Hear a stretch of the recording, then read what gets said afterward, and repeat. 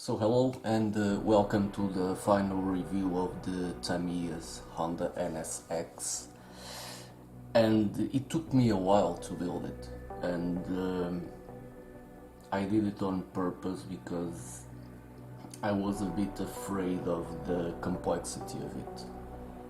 And I must say, I don't know how Tamiya pulled this one off, because it's so it's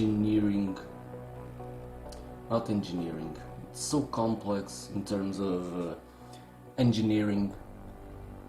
It would have the right ingredients for a complete disaster, but we're talking about Tamiya, so things go well without any effort.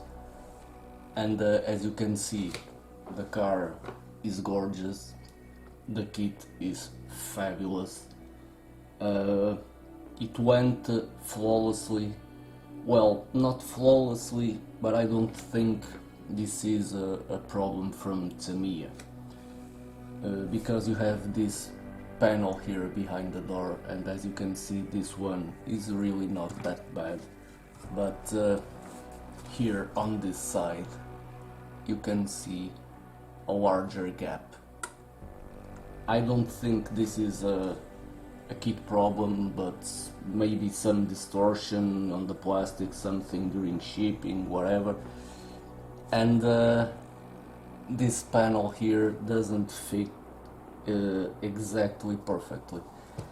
So I have this little issue here, but I'm considering one of these days I'm going to take the body from the chassis and try to fix that, but not for now. I really spent a lot of time on this kit, and I don't want to mess with it for some time now. Okay, I have one problem, and I really want to know if you guys, or some of you guys, have built this kit. How do you use the emblems? I'm familiar with Tamiya metal transfers, but in this case I was unable to use them. I tried my usual technique with the metal transfers with Tamiya. I take the backing paper, and then with the knife I take it out from the transparent film, and then by hand I put it in place. In this case I couldn't do using that technique, and I couldn't put it on the model with the transparent film, because the transfer just sticks to the film and not to the kit. I tried many ways and I couldn't use them. So what I did, I used Hobby Designs chrome decals that I had from other builds, and well, it saved me, because I really couldn't get the original metal transfers out of the transparent film. So, more things. Studio 27 carbon decals. As you can see, I used only on the roof. The diffuser here, which well, it's not very perceptible, and even less perceptible is here on the front lip. And then some details here and there on the interior and on the engine bay. I used the carbon decals. Typical Studio 27 decals. They're pretty stiff, pretty stubborn, but with a little patience and lots and lots of micro sole, you can get them in place. Now, the photo etch kit from Hobby Design.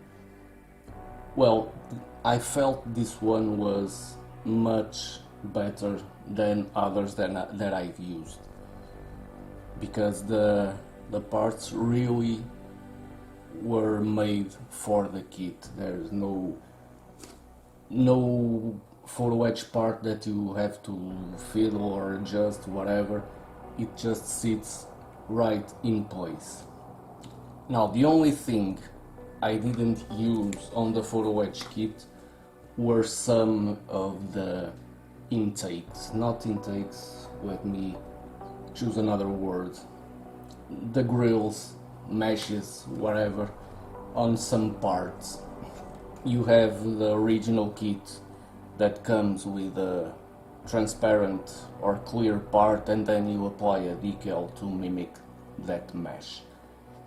The photo etch kit brings parts to replicate that mesh, but it is glued on the clear part, so I thought that if I use them, the clear part would have marks of gluing something on it. So what I did, for instance, here on the engine bay, let me see if I can show you a better image of it. Lots of reflections here, so it's not easy. It's practically not perceptible, but if you can see here, that is a mesh part, and it has the decal. If I use the photo etch part, it would have lots of marks of glue on it.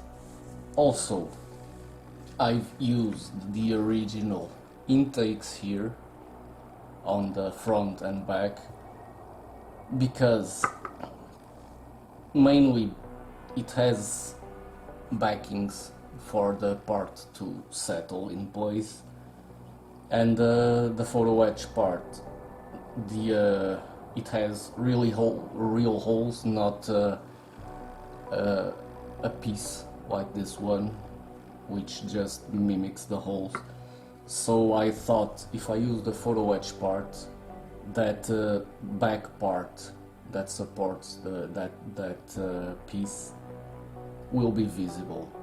And also, I don't want to see through this grill, because there's nothing inside, so no point on having those holes, and you can see through to nothing.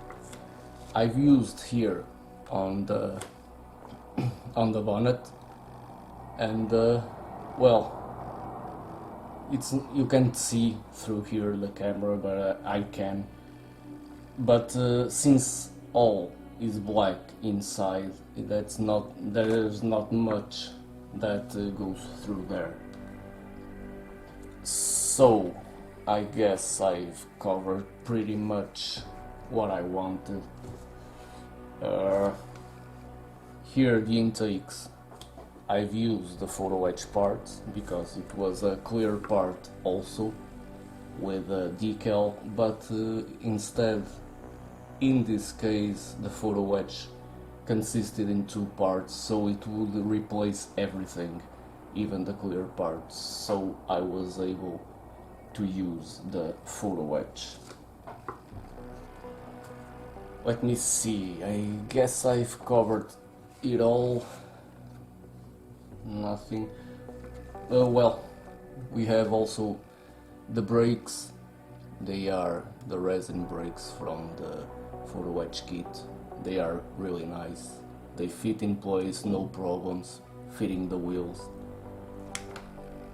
So it's a really nice detail setup kit. I guess this is it. Everything is covered. The only problems I've had, and the great engineering this kit has, and it's really gorgeous. the color. I love this color. It's a two-stage gravity colors paint specifically for this car, and looks fabulous. And well, this is it. Nothing more to say about the kit. One thing only. Let me know if you prefer the way I approached this kit, or if you like a more continuous build like I did on the others, not having like stages where I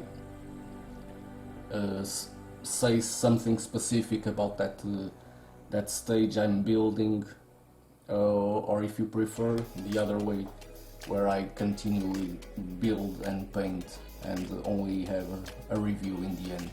So let me know what do you think and what you prefer. And this is it, the Honda NSX by Tamiya. Great kit, I recommend it because it is really good. And let's move on to something else. Till then, take care and see you later.